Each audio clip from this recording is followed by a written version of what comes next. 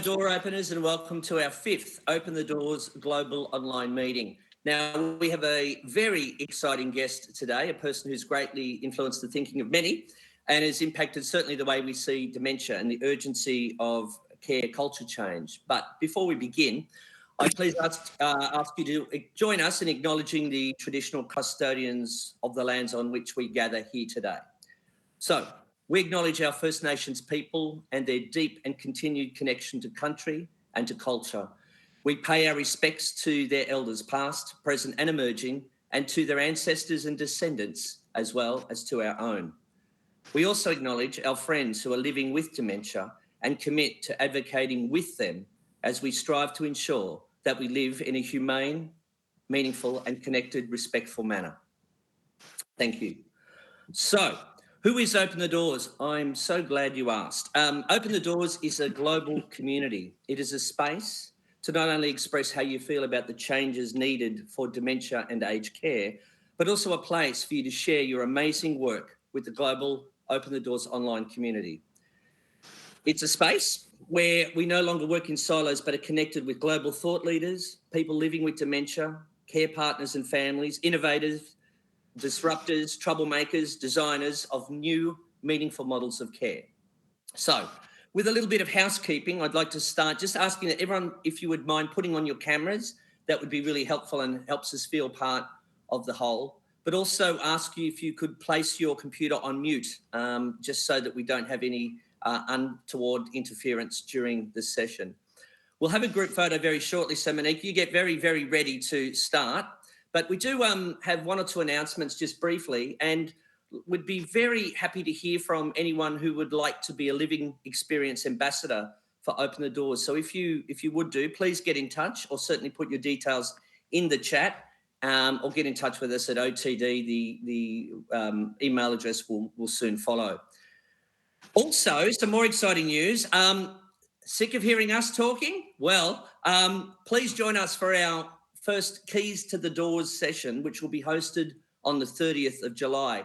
This will be an interactive session with breakout rooms and some robust discussion, and certainly will be an opportunity for you to share your thoughts on a themed topic.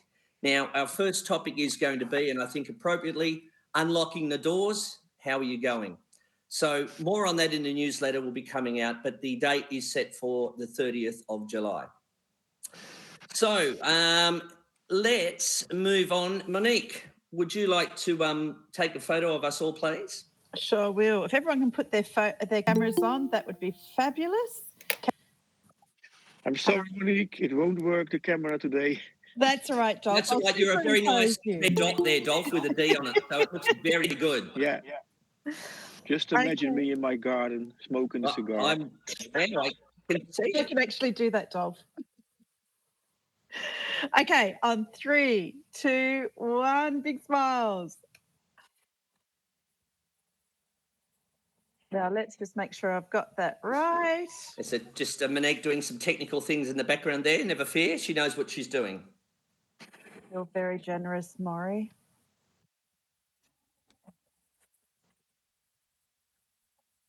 How are we going? Hang on, I'm just going to make sure it worked.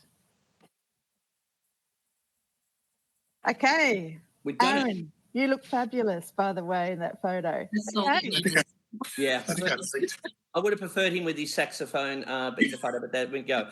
Well, now we're going to have a very robust Q&A, I'm sure. So just ask everybody if you would be so kind so that we can fit everyone in. Keep your questions reasonably short, but there is plenty of opportunity to share your messages with Alan in our chat. We'll copy that and make sure that he gets to you. But if you are uncomfortable using the chat, if it's not something you're familiar with or au fait with, feel free to place your hand up and we'll get to you.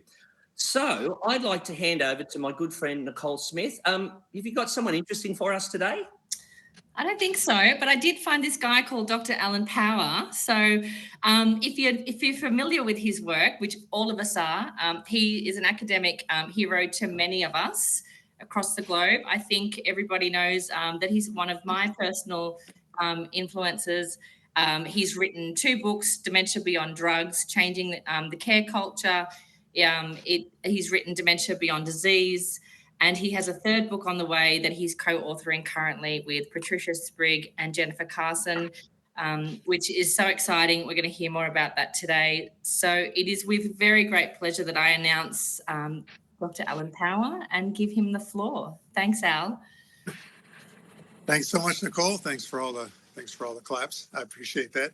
I thought what I would do. I really like a robust Q&A too, so I don't want to talk my whole time. What I'd like to do is just because there are a lot of people here I haven't met, give you an introduction to who I am, how I got here, kind of what the basis of my view of things has been, and then a little bit at the end about where I'm going with the next project that Nicole talked about. And I've been, this is, it's really just kind of the way I put things together. I've been taught and influenced by so many people, including many people who are sitting in this chat room today, and I appreciate that. And so I'll just tell a little bit of how I got here. I guess the first thing is that my career has been a series of accidents. It doesn't seem like anything was planned. I started out actually as a GP in private practice, and I was going to do that for my entire career. And about every 7 years, something happens to me. So about 7 years in there, I was very busy, but getting burned out, and was offered a position as part of a medical staff at a large residential care home, and decided to give it a try. And 7 years into that, when I thought we were doing everything right, I discovered the culture change movement, originally through the Eden Alternative, and eventually through the Pioneer Network and the Greenhouse Project. Interesting because I'm in Rochester, New York. That's where I live. And Bill Thomas, who founded Eden with his wife, trained in family medicine, just a couple hundred yards from where I did most of my culture change work at St. John's Home. And the Pioneer Network was founded in Rochester, New York. And also I was involved with opening Greenhouse Homes with St. John's back about a decade ago. So I've done a lot of that work, and although I'm going to talk about dementia for a moment, that's a very important part of what I'm doing, and I'm going to come back to that in just a little bit. My work with dementia really came from, as a doctor, being very respectful of the power of medications and never really liking the way antipsychotic drugs and similar drugs affected people living with dementia. And I discovered not too long ago that I had actually given a grand rounds talk at the local hospital back in 1999, 25 years ago, about non-pharmacologic approaches to dementia. And I had no idea what I was talking about back then, but for some reason, even then, I was thinking about how we could avoid using medications. And it seemed like whenever we came up with something that helped people that was not a pill, I wondered how many other people could be helped that maybe we just didn't have a solution for it. And as I moved on from my first long-term care job to St. John's, I became a bit of a stickler because I would not prescribe these drugs without team meetings and without trying some other things first. Nobody could just get a prescription from me by calling me on the phone. And even though it was pretty much accepted practice, we're talking now about 20 years ago.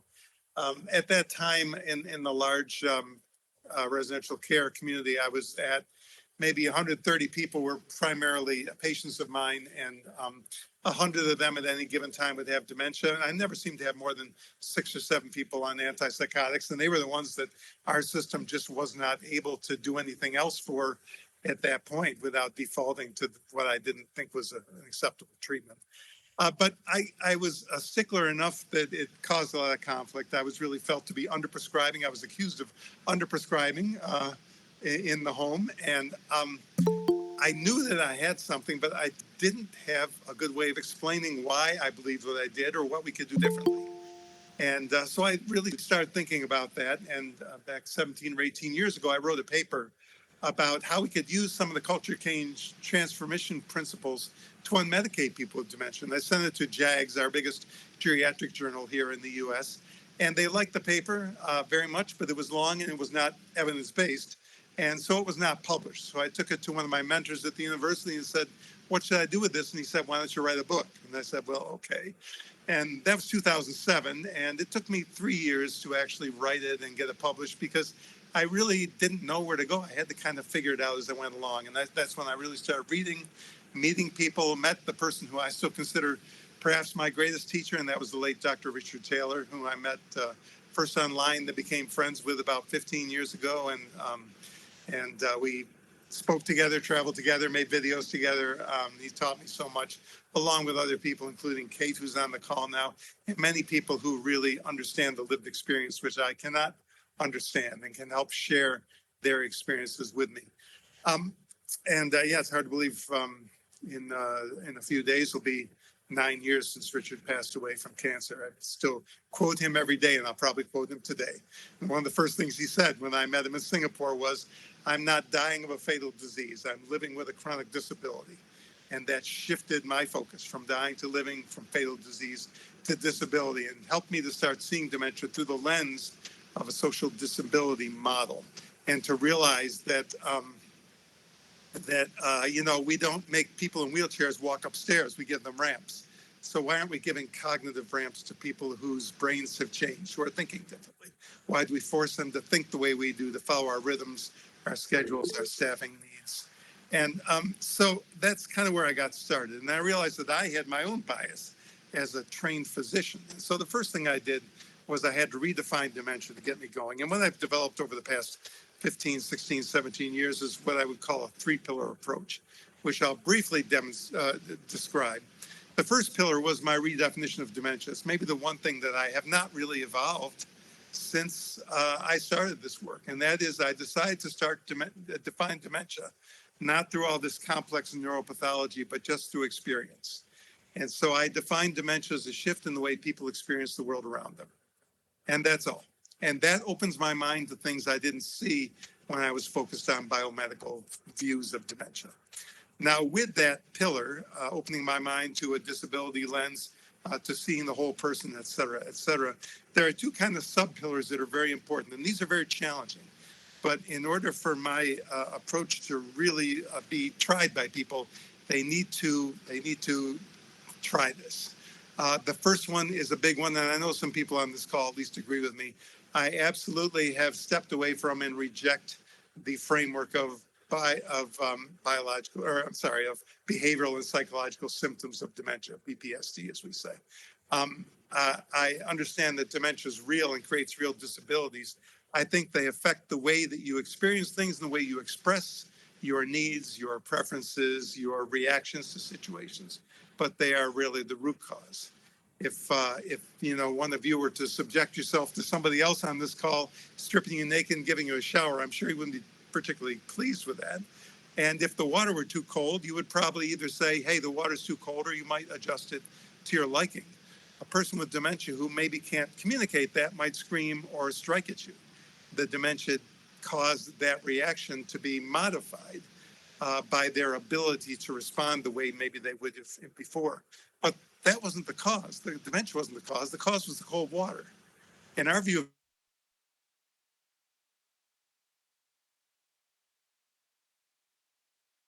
before the shower to play nice music, but we don't turn the cold water up because we never bothered to find the root cause. And while that's really simplistic, you can go with a lot of different areas, as I'm going to. So getting rid of BPSD is really big, and I haven't got time for it today, but I can share a link, which Kate knows well, of a song I made for the Dementia Alliance International, where I took the song The Happy Wanderer and showed how every part of the first two verses could be tied to a BPSD.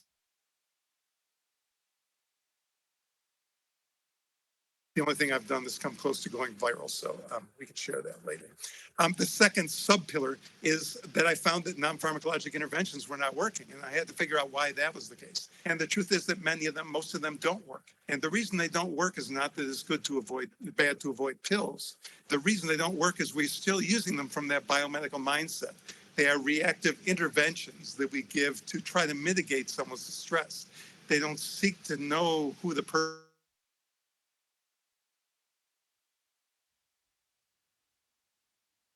apply to wonderful things. I see Dan here, like personalized music. If we just do them as a reaction to a situation when someone's upset and don't understand why they're upset, we can always temporize, but we haven't gotten to the root cause. And so while many of these things, like what Dan does, are so incredibly important, they have to be done within the context of the relationship to the person and understanding what they need. They tend to be reactive. In most cases, they tend to be given like doses of pills, either PRN, or maybe on a scheduled dose, play bingo once a day or get a hand massage when they get upset, but that doesn't really affect the root cause. So what else do we need to do? We need to be proactive. We need to have strength-based approaches. And unfortunately, many of the non-pharmacologic reactive approaches take that same BPSD mindset that really dementia is kind of inevitable, and we're just doing what we can to mitigate what's inevitable, these behaviors. And I don't accept that. I believe that much of this can actually be eliminated, and I have done so and seen people do so in many, many cases, or almost always improve the situation, even if not totally eliminated. So that leads to the second pillar, and that is, what do we do? And I think that the main goal is to improve people's global sense of well-being. Well-being is very subjective. There's a million different ways to define it. So I chose one framework, which came from my friends at the Eden Alternative, who were talking about what all humans need when they were speaking more globally about aging. And they came up with what they called 7 domains of well-being, and I reordered them for my second book and applied them to dementia. The 7 domains I teach from are identity, connectedness, security, autonomy, meaning, growth, and joy. All humans need them regardless of age, nationality, ethnicity, faith, tradition, gender, identification. We all need those 7 aspects of well-being. Now, you can use whatever good model you like. You can use Kipwood's flower. You can use the census framework. You can use Manfred Max Neef, and his indicators of well-being. The idea, though, is that you use them proactively, and you understand that by building people's reservoir for well-being, you build reserve and resilience in the face of a very difficult life with a challenging condition. We don't cure dementia, but we help turn the kettle down on the boil. People who have crisis reactions often are like a tea kettle on the boil because their well-being is not well supplied. And when you supply that, you actually turn down the temperature. You take people away from a situation where they are more likely to have a difficult time. And so I teach how to understand those domains of well-being and how to proactively fill those glasses. Think of those domains as 7 drinking glasses. And how full is your glass for your sense of identity, for security, for connectedness, for autonomy, for meaning, etc. And what I do when I teach my courses is I will have somebody at the end of the course present a real life challenge, and we'll talk about the person. Then I'll have the group talk about those 7 glasses and say, based on what we know about this person, how full are those glasses? And I've taught this course in a dozen countries on 5 continents with very knowledgeable staff members, and yet it's rare for them to find one glass is more than 30% full. And I can say to them, you've done everything you've been taught about dementia and about how to respond to the stress. And yet here are 7 serious life-giving areas of human need that our system does nothing for, because we're not taught how to support well-being. We're taught how to give medications, how to give showers, how to do activities, but we're not taught about how to create meaning, how to create connection, how to create autonomy within every interaction in everyday life. And so then the difficult part is to put away this, respond to the behavior type thing that we're taught, and instead just work proactively. Put that distress aside, ignore it, and just go into the care plan and try to find every way 24/7 and every interaction that we can be filling those most empty glasses on good days, on bad days, because you always want to have that reserve there for the person. You want them to have as much autonomy as possible so that they don't end up feeling like they have no control when they're in the shower, for example. So it's not so much sometimes about fixing the shower as it is about fixing the situation that makes the person feel like they're not safe or not in control when they get into the shower. And that leads to lots of operational changes, and that leads to the 3rd pillar. The 3rd pillar is back to the culture change. And one thing I will say about my trainings is that unlike many trainings, I don't just give dementia education without talking about how to transform our system of operations of care, because you can get excited about education, but if you go back to the same system, then you're done. You can't do anything.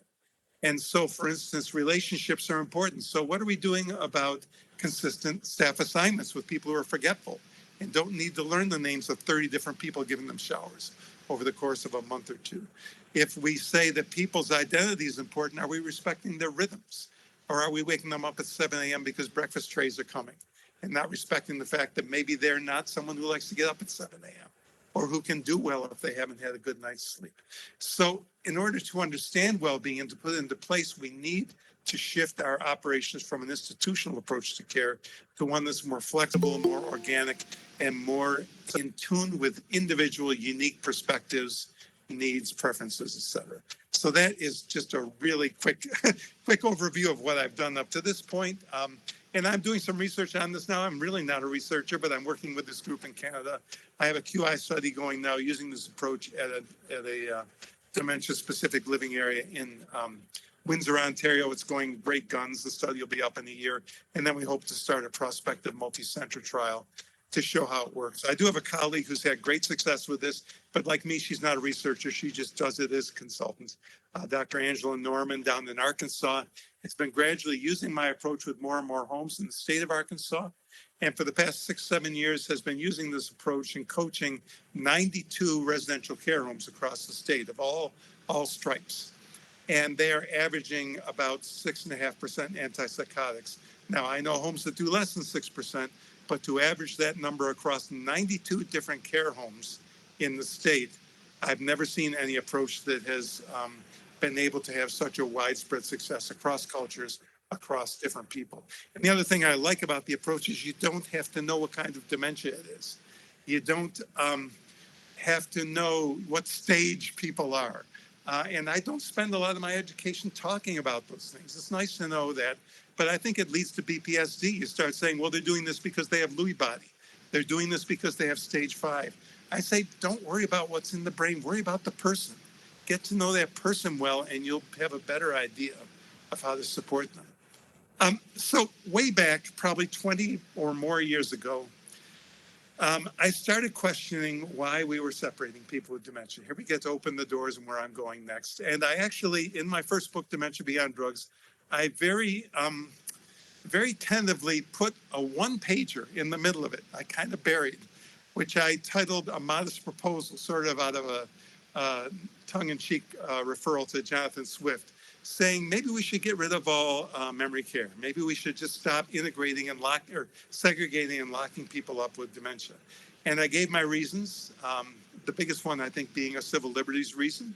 But I think as I have thought about this more and more, I've looked at the evidence, pro and con. I've looked at many other things, and I've built sort of a repertoire. And I predicted in that book, I said, I believe this will be the most controversial thing in this controversial book.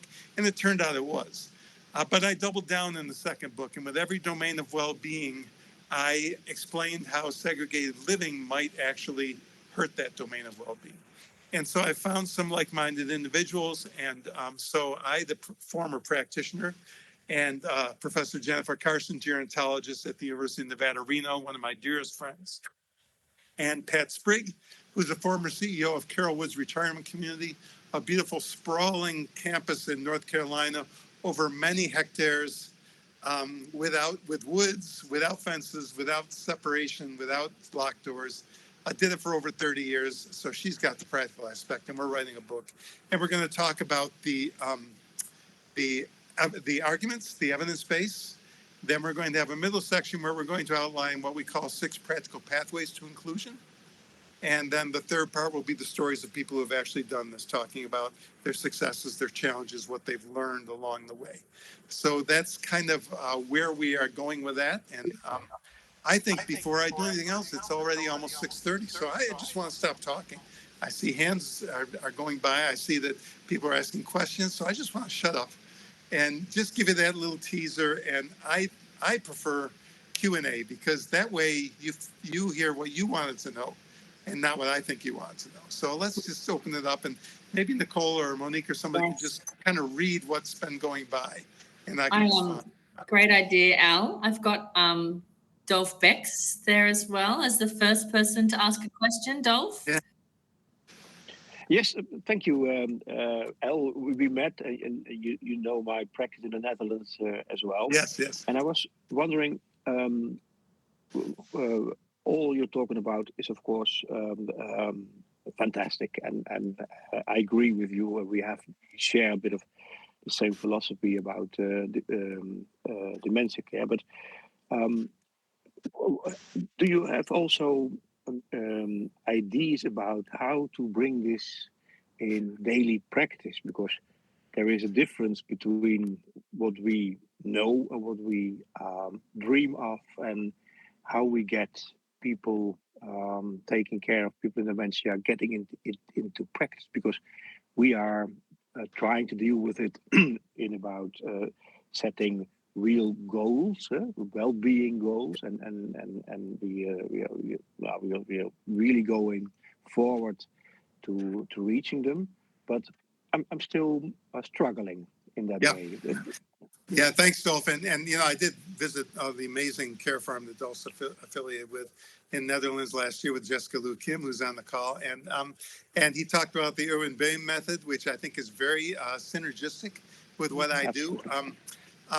I will say that that's been my journey too, Dolph, because I started out as a doctor and as somebody who was educating, and discovered that even though I worked full time in residential care, I didn't totally understand the experience of the people that provide the hands-on care, and I was being too philosophical and not practical enough when I started doing this, and I had to learn how to be a lot more practical and how to break things down into much more practical steps. So I'll give you one example about security, autonomy, connectedness.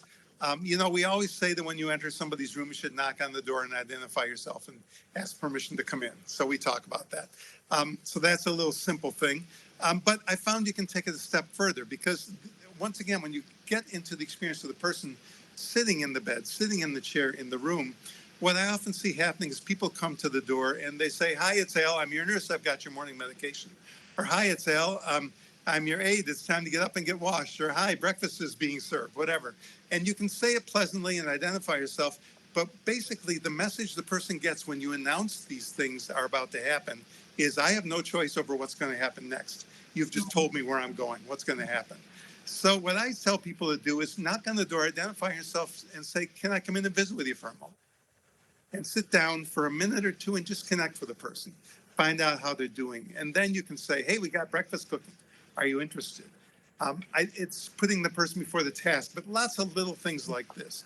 And when I do the well-being exercise and I give people the flip charts and ask them to fill the glasses, I tell them nothing big. What are simple things you can do with every interaction?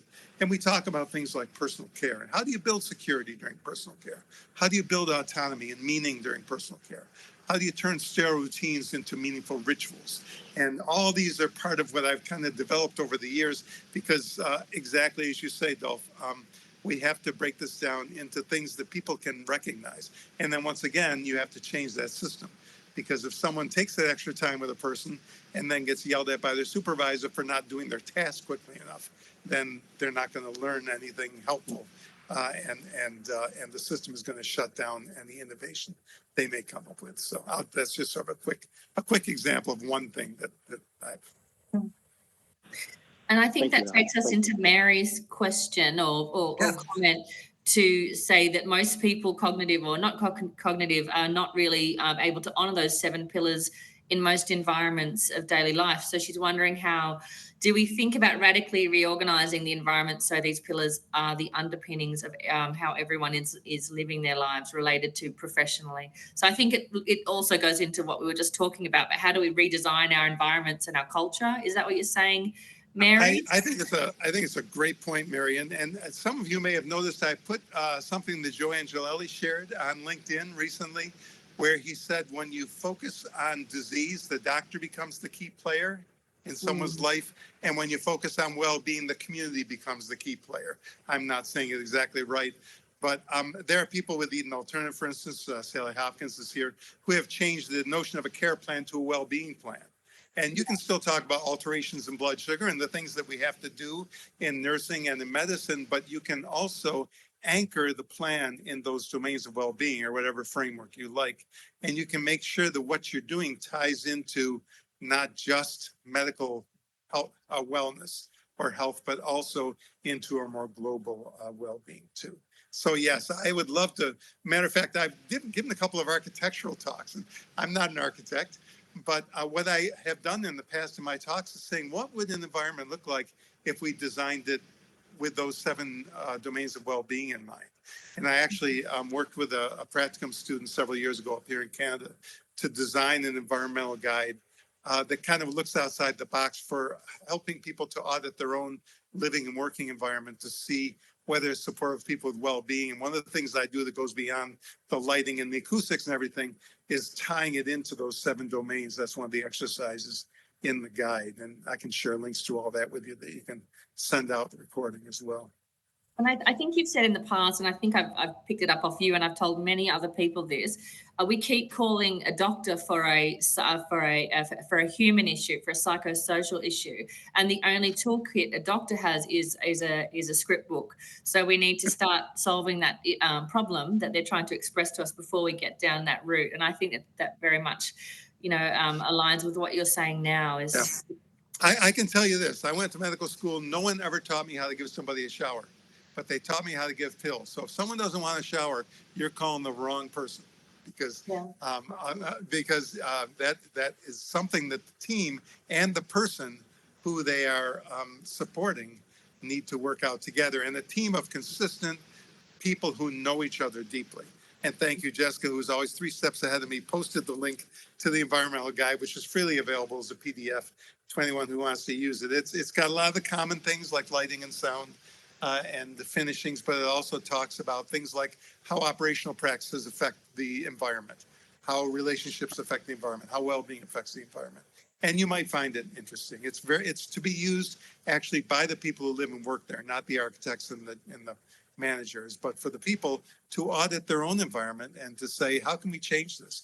And when we tested it and evaluated it, we found that the majority of the 54 or 57 ideas that came up with over several hours of different shifts walking through were low cost, low impact, simple things like rearranging chairs, putting a dimmer switch on the light, things that could make a huge impact without tearing down walls. Okay, I know there are more questions. So Kate has a comment and a question relating to people with dementia who are people with disabilities and therefore have equal access to the CRPD as all others with disability. This therefore means that deinstitutionalisation is our right, and institutional style nursing homes must be closed. I agree, Kate. Not just the doors of the secure dementia units are opened. So have you got a response for that one, Al? You go, Kate, is my response. I guess Kate knows more about the CRPD than I ever will, and she is a leader in rights and in getting people with dementia into the language of the CRPD and the world around people living with other types of different abilities. And in the book that Jennifer and Pat and I are writing, we made a decision. We want everybody in the world to see it. We think that it will translate, but we decided just to focus on mainly US and Canada because that's where we have our experience. And so we're actually using our Americans with Disability Act as our focus because it's easier for us to translate to people than the CRPD, which the U.S. unfortunately never ratified because they felt our ADA was sufficient and we didn't need to ratify it, even though we don't come close to respecting the rights of people with disabilities of any kind. But that's another story. So yeah, Kate, I agree 100%. I think that we're going to focus on residential care. That's a big challenge. That's probably the biggest challenge for residential care. Risk being a big concern. Our 6 practical pathways, just very quickly, the first 2 are what I do: reframing dementia and focusing on well-being. There is using our collective capacity by generating consistent care partners who have every shift huddles and dialogue and work together with the person to communicate. Another path is around the physical environment. Another path is around the use of technology. And the last one is about negotiating risk. You don't eliminate risk, you negotiate it. Try to balance upside and downside. And I have some interesting arguments in that area I can get into if we have time later. People may not realize that actually locking doors can create risks that unlocking doors does not. And I have studies to show that. But my contention is if you follow those 6 pathways, you've probably eliminated over 90% of the risk of someone leaving and getting hurt, because the reason they're leaving is because those other pathways are not being followed. And so risk is a real thing, but when you follow the pathways, you are then just dealing with a very small minority of situations that can be individually addressed. Anyway, I'll stop answering that. Still. Another comment here is from Rick. It's a drug question, a drug that I'm not familiar with as well, but I'd love to hear the impact of the FDA's approval of Rexulti to treat. I hate it. It's an antipsychotic. It's yeah, I used to, I can't brag about a lot of things in the U.S., but up until about 2 years ago, I could hold them up as one of the few countries that had never approved an antipsychotic for use in dementia. But unfortunately, the drug companies and the BPSD language got to the FDA. The FDA has obviously been soft lately. Sorry, I'm gonna editorialize. I think that the amyloid drugs are not worth their salt. They cost a ton of money that could be used in risk reduction, hearing aids, and many other things to support people socially. They don't cause any improvement that people notice.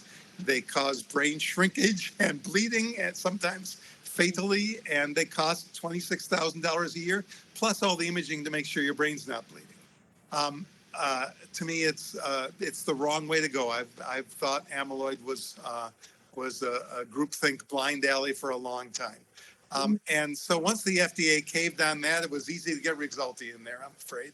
And my daughter-in-law works for the FDA. She's in a different division. She keeps saying, "Don't blame me. I had nothing to do with it. I don't do dementia." But yeah, I don't think they have the same risks and the same benefits as Risperdal, as Seroquel, as every other antipsychotic. So the fact the U.S. approved them does not make them better or safer. It's still something that should be. And people say, what should the lowest number of antipsychotics be? I say 0 in the right environment. And Jennifer and Pat and I were talking a couple of months ago on one of our conference calls about our book. And we said, the three of us with, maybe 100 years experience, can we think of a person who in the ideal environment still would have needed an antipsychotic? And we could not name one person.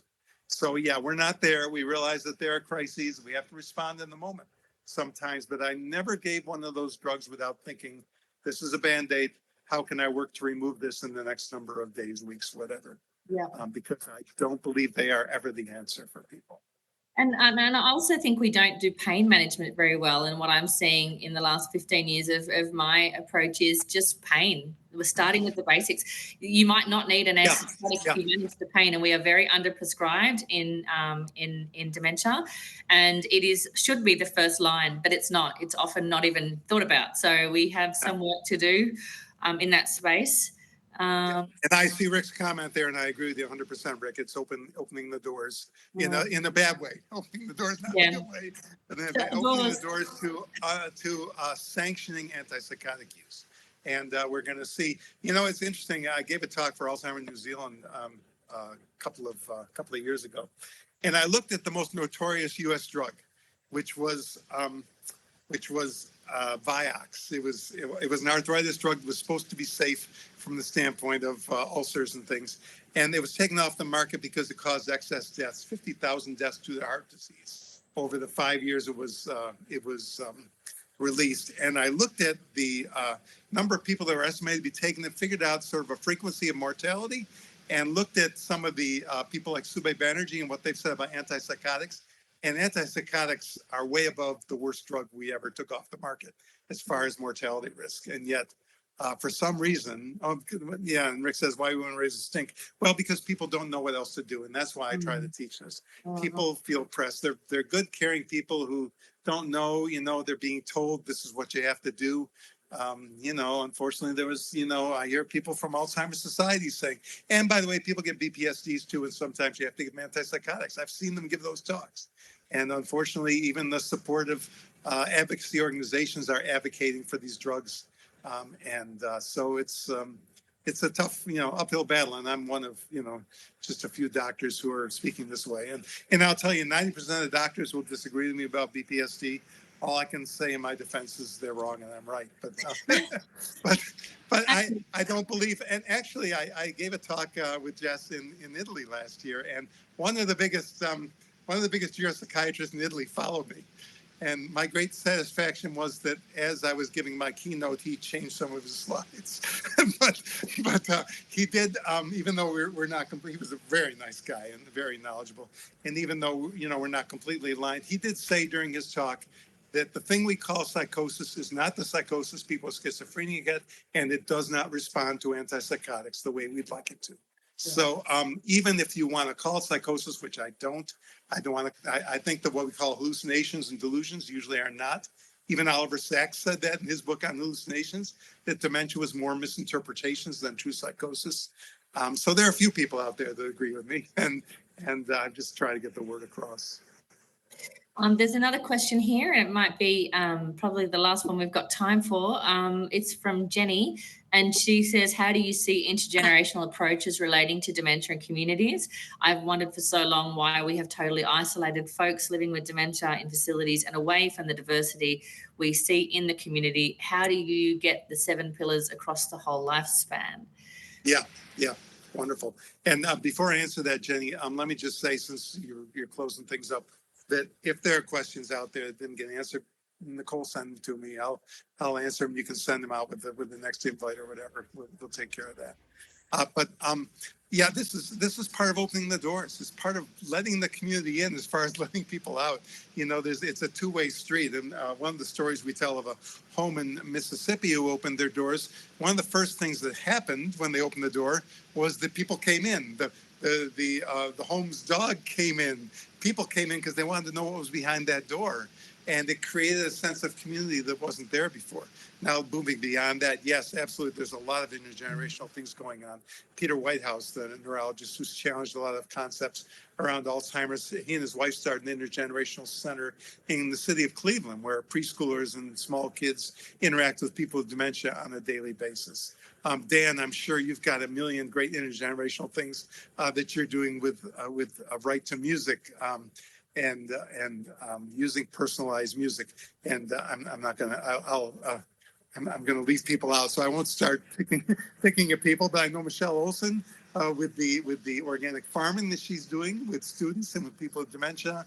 We've had projects at St. John's. We had a great course that was taught on aging, and it was taught on campus, off campus, and at our residential community, so that people living with people living there could audit the course and be part of it.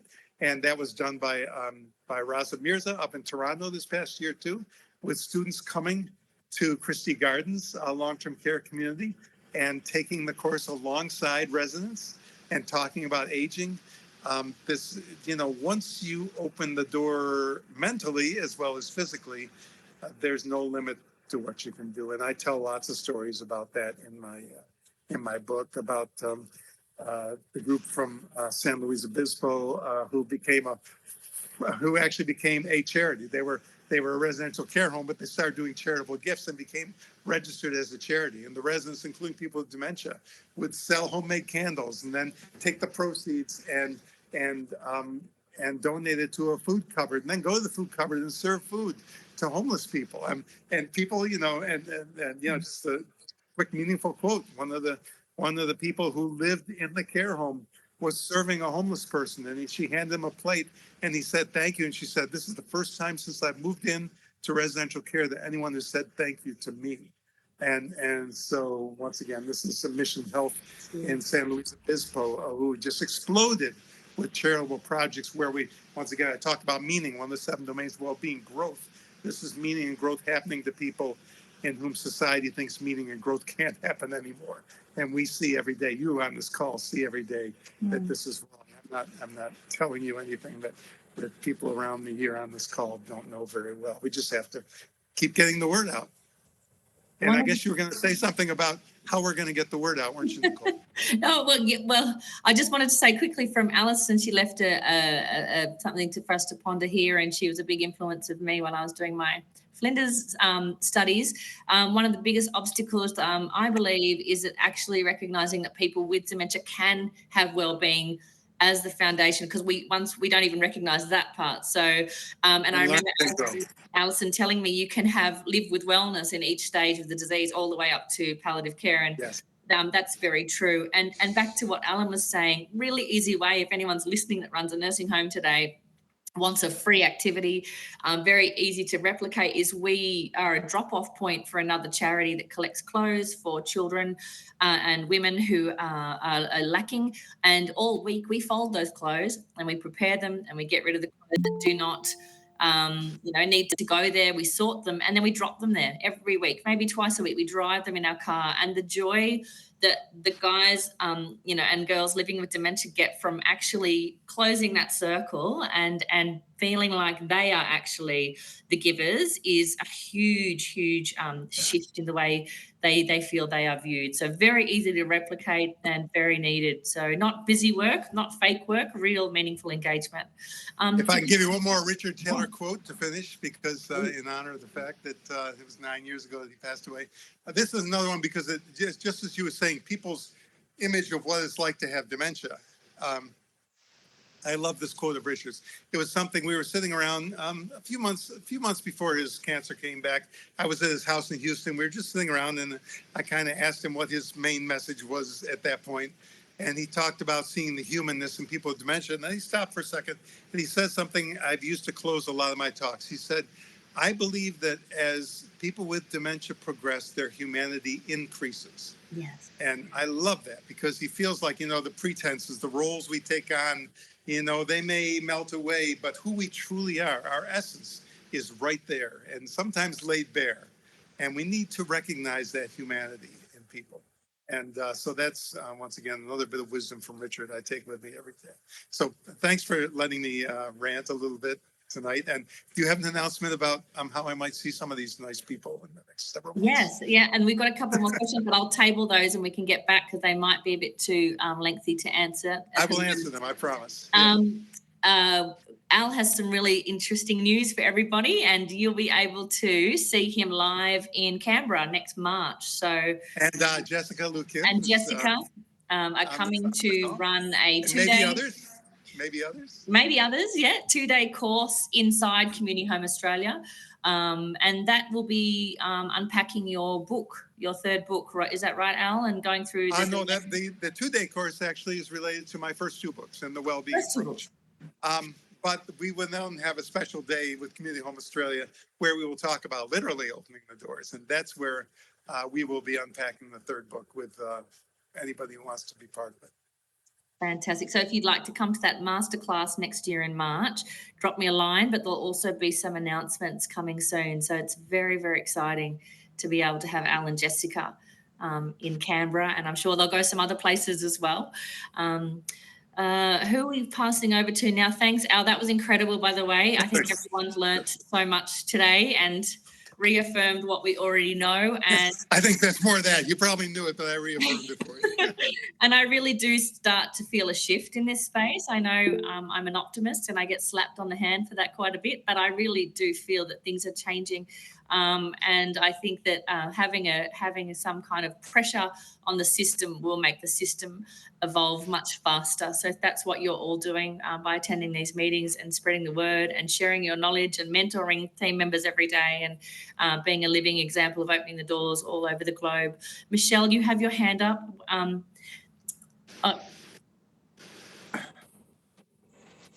think it was an accidental hand up or a real hand up. Are we signaling to turn your car? It was an accidental hand up because I can't see a darn thing. Oh, you butt dialed me then. Okay. I'm sorry, but hey, Al, that was wonderful. Thank you so much. That was great. You bet, Michelle. Always. Thank you. Thank you so much, Nicole. Thank you, Alan, for that great piece. I just wanted to mention, Nicole, that just know that optimism hurts. That's what it's there for, to help us, but to hurt us occasionally. So we think and we push on.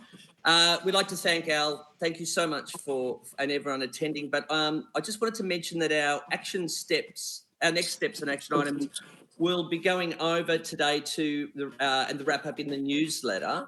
But I believe that we're going to hand over to Josephine just to bring things to a close. Is that right, Josephine? Absolutely. It's been lovely to join all of you today. So thanks to everyone for being here. I love the ideas of people going out of the doors and more people coming in. So good. So for our next Open the Doors meeting, and I want to reiterate that this is not to be confused with our Keys to the Doors meeting, but we will have meetings every other week again or every fortnight.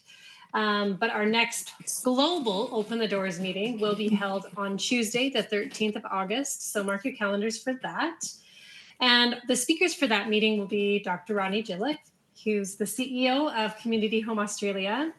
And really so excited for him and the group as they are welcoming their first guests in August or so to their new all-inclusive resort in Bali.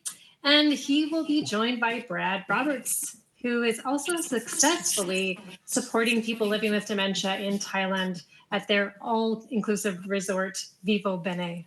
So it'll be beautiful to just hear from more folks about how we can open more doors. So we will see all of you on the 13th of August, and also we'll send more details on our Keys to the Door panel discussion at the end of the month. Great. And just quickly, there's a request for a video now. There's a great video at Eden Conference in 2019 that focused on opening the doors. I think Al shared it. Is there a way of getting that link? Well, if Al can send me the link, I can put it in. We can put it in the next newsletter. Are you familiar with that video, Al? 2019 Eden Conference. Anyway, leave it with us. I can't even remember what I was doing in 2019, but if we I actually gave the most thorough talk I did at the Canadian Culture Change Conference Walk with Me in May. That is a video I can share selectively. I think I haven't got it yet, but maybe the one to see will be the one in Canberra in March. Next month. I did give you can find a 15-minute keynote where I challenged several aspects of dementia at an Eden Conference in 2016. Including opening the doors, and that's where a couple of the groups, Sherbrooke Community in Saskatoon and Century Care in Mississippi, responded by opening their doors after the talk, and so that is just a 20-minute sort of a quickie. I can get a link to that, and I'll see what else I can find. We'll add that to the next newsletter. Absolutely, anything that we can find. Thanks, Kate. Good to see you. All the links to Al's books, anything that we think will help you continue learning post this, because the newsletter after the meeting continues. We can continue on our path, sharing knowledge. And the website is coming in August. Open the Doors website. We will be working hard on that behind the scenes. So you will have instant access to some of these amazing concepts from thought leaders around the world. You don't have to go deep diving anymore. We will collate all of that for you. So hopefully by the end of August, we'll be able to share that with you. Part revolution, part resource. Nicole? That's right. So thanks everyone for attending, and don't forget, stay tuned because there will be a watch party announcement soon for the documentary No Country for Old People, which Rick Mountcastle and Susie Singer-Carter have made lovingly for us to view and to challenge the institutional model. And you can catch some of Alan Power's talks, which I've found on YouTube. So if you pop his name into YouTube, there's a whole bunch of Alan talking. And don't forget to join us. They go way back, Maury, so caveat emptor, because some of them are pretty out of date. That's all right. We love seeing you out of date. It's like a bottle of wine.